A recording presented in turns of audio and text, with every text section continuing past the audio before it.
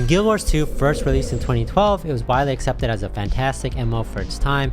ArenaNet, developers of the game who worked under NCSoft, promised the players that they would be maintaining servers and providing regular content updates for players for completely free.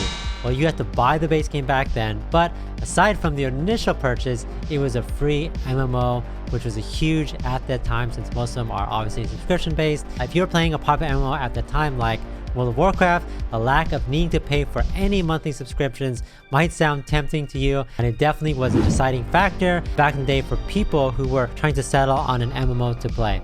Heck, that's still something lots of MMO gamers take into account right now when looking for new titles. So the idea of subscription-less MMO experience wasn't a completely new idea. The idea was first attempted by a game called Meridian 59 back in 1996, as well as Ultima Online, which released the same year.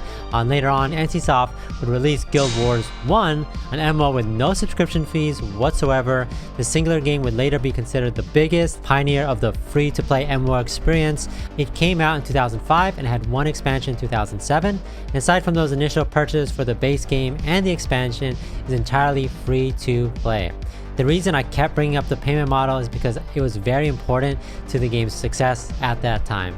World of Warcraft released in 2004, and for over a decade after that, WoW would own a majority of the MMO market. I assume all you guys have checked out that game at one point or not.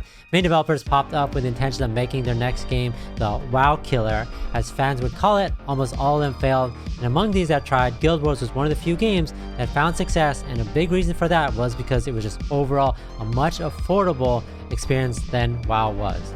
This alone made it accessible to people who couldn't afford to pay monthly fees for an MMO. Obviously, getting your friends to play a free experience was definitely easier, but money wasn't only the factor. Guild Wars 1 was also a very solid game as well.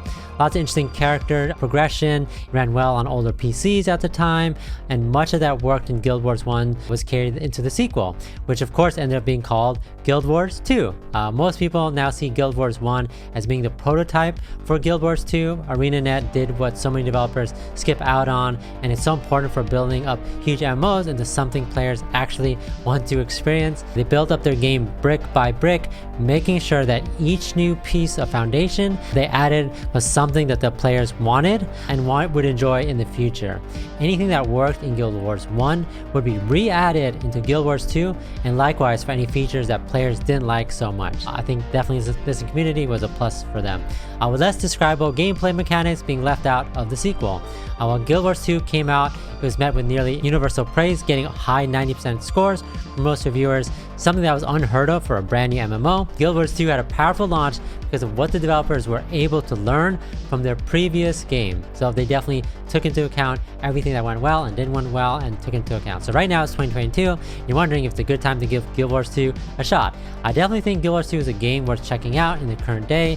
It's still going strong with their new expansion called End of Dragons, which released earlier this year, as well as an announced fourth expansion that should be releasing sometime in the future. And right now, the base game for Guild Wars 2 is actually completely free, so this is a perfect time to jump in if you're ever feeling curious. Guild Wars is still very affordable even in 2022, with 3 expansions only costing $50 with no subscription fees whatsoever, which is definitely a plus. I really like the world of Guild Wars 2 as well. The game takes place in Tyria, which has a wide range of landscapes including huge forests, deserts, as well as environments that either look futuristic and fascinating or ancient and mysterious. The story is highly engaging and fully voice acted, which is great if you like me and you just want to skip reading sometimes. The Empire of Cantha is not what we remember.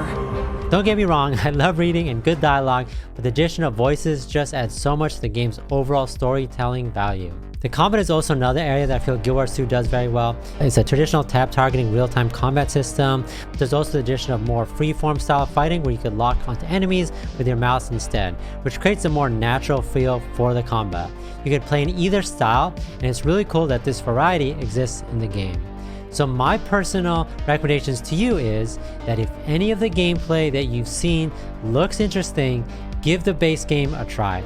Like I said, it's completely free to get started, and it's really fun pretty quickly right from the beginning. In my opinion, the game starts to open up around level 20 or so, but there's still lots to do before that point as well.